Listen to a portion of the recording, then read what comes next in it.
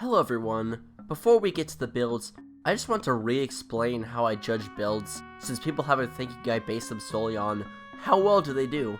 That is irrelevant to me. I couldn't care less how they match up against others.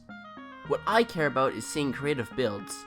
If you've submitted a standard desperation sweeper to my fan feature before and haven't gotten in, this is why.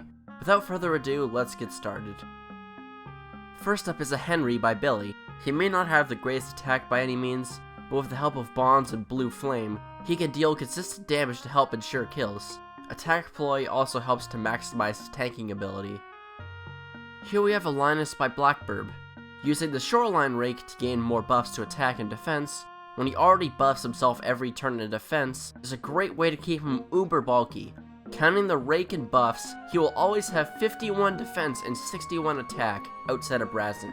Oh, and need I explain the usefulness of Wrath, Brazen, and Bonfire in the same package?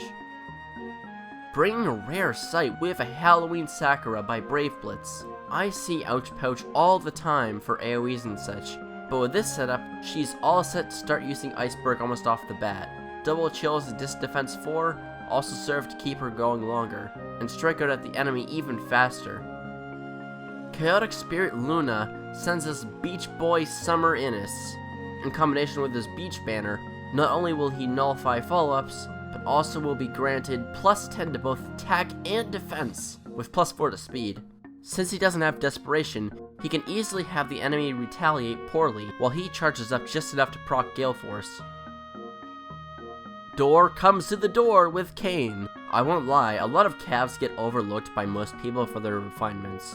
This, however, is a great usage of one of such refinements. Bull Blade, for info's sake, gives attack and defense based on allies within 2 spaces while also doubling when certain allies are within range. With these buffs, he can actually quad fairly easily and guarantee a bonfire proc. Bringing Child Azura, or as I call her Small Zura, is Q. Doubling upon her Tome's ability with bond skills is an excellent way to capitalize on them. Even her skill Blue Flame is intended to capitalize on this. Null follow-up only serves to improve this by dealing with pesky, wary, or vengeful fighter skills. Lucky Pikachu brings us a vaguely familiar build in the form of Halloween Dorcas. This build, coincidentally, actually takes the same approach with the same Shoreline Rake that Linus did. The difference here is instead of using speed to deal with foes, Dorcas uses Bold Fighter to become a bulky powerhouse. Magic Ike brings us, well, a Magic Ike. OG Ike is not something you see every day, and to be honest, I've seen a lot of unusual faces this feature. With his built-in DC, this is the perfect enemy phase solo machine. Wrath, to help get back more health, is also an excellent choice for a unit like this.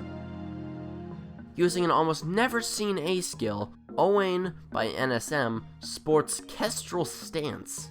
Paired with Fierce Stance, that's plus 10 to attack on enemy phase, which, considering his sword's skill, is more than useful. Sure, he comes with Wrath, but honestly, if it ain't broke, don't fix it. Lastly, we have a Cherish by Yes, Brash Assault, Desperation, Sturdy Impact, and Ignis. Some people just want to play the game, you know? I don't think I need to comment further. Now it's time for the final top 3. In third, Q. Honestly, dances as sweepers are like never seen, period. In other words, she has a lot of options, and when she wants to kill, you can bet she'll do it. Mostly, I like this build for the pairing of her tome with Bonds and Null follow-up to deal with annoying foes. It gives her an interesting mix of offense and support, which has earned you third. In second, Brave Blitz. I won't lie, when I first saw this build, I had a feeling it would rank high in this list. With the help of Ouch Pouch, all she needs is one hit to her before the foe gets an iceberg to the face. Her chills are also going to help her, the buff Nullifier on Distant Defense 4 being the perfect thing to work in her favor. For your work here, you get second. Finally, our Fan Feature 5 winner is Blackbird. Although sharing a build with Lucky Pikachu, I find this one a bit more creative with, instead of a Bold Fire unit, you have Linus, with his generally better bulk than Raven used to make him strong, fast, and capable of easy nukes. Wrath also allows him to activate Bonfire in one round of combat, meaning he can pull off some really nasty kills, while also being extremely bulky. For that, you get first place. Thank you for submitting your builds, and as of this video, Fan Feature 6 submissions are open.